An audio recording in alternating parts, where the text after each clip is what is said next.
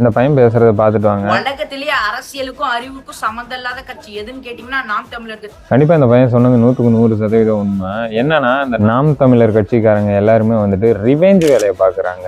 அரசியல் பண்ணல. அரசியல்னா என்ன? மக்கள் சேவை செய்யறது. இவங்க என்ன பண்றாங்க? விஜய் அவர்கள் மேல உள்ள வெறுப்பு அதை வந்துட்டு வெளிப்படுத்தணுன்றதுக்காக அவர் கொண்டு வர நல்ல விஷயங்களை கூட முடக்கிறதுக்கு தான் பாக்குறாங்க. எப்படிப்பட்ட ஈனபயர புத்தியா இருக்குன்னு பாத்துக்கோங்களேன். அதுல அவரை முடக்கிறதுக்கு பாக்குறது கூட ஓகே. ஆனா மக்களுக்கு கிடைக்கக்கூடிய நல்ல விஷயங்களை முடக்க பாக்குறாங்கன்னா எப்படிப்பட்ட ஆளு? இன்னைக்கு வாயை திறக்கிறவங்க இதுக்கு முன்னாடி ஸ்டெர்லைட் துப்பாக்கி சூட்டுல வந்துட்டு இறந்தவங்க குடும்பத்துக்கு 19 பேத்துக்கு அரசு வேலை வாய்ப்பு போட்டு கொடுத்தாங்க.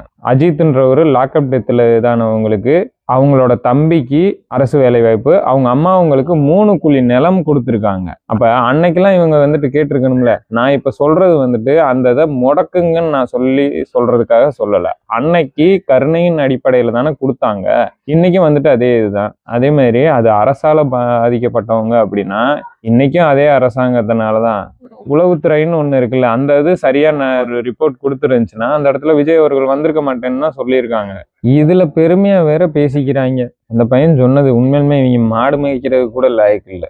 திருட்டு பயலுக, 1ஆம் நம்பர் திரள் நிதி திருட்டு பயலுக, பிச்சை எடுத்து கட்சி நடத்துறவங்க, இவங்க எல்லாம் நம்புற மக்களை தான் நினைச்சாதான் நமக்கு ரொம்ப இதா இருக்கு. இவங்களை பத்தி தெரியாம விவசாயம்னு உடனே இந்த விவசாய மக்கள் எல்லாருமே வந்துட்டு அவங்கள பெருமையா நினைச்சுக்கிட்டு இருக்கீங்க.